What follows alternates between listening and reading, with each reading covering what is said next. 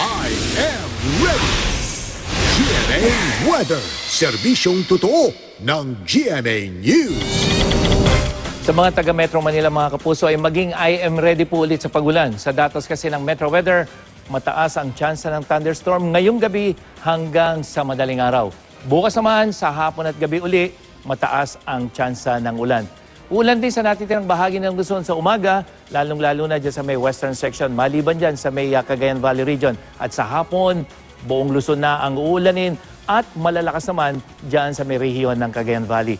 Maghapon naman ang ulan sa buong Visayas, lalo na dyan sa may western section, habang sa buong Mindanao, sa hapon asahan ang ulan dyan sa may rehiyon ng Caraga, northern Mindanao, kasama na ang Zamboanga Peninsula.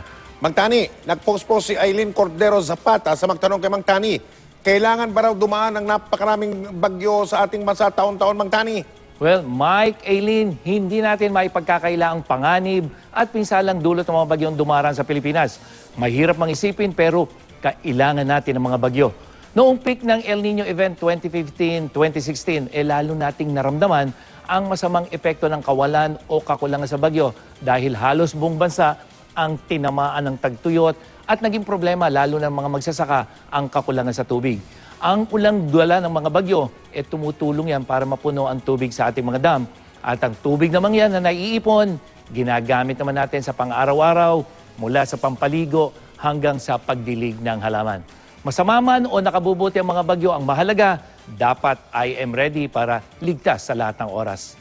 Yan ang latest mula sa GMA Weather. Ako po si Nathaniel Cruz, magplano para sigurado. I am ready. Serbisyong totoo ng GMA News.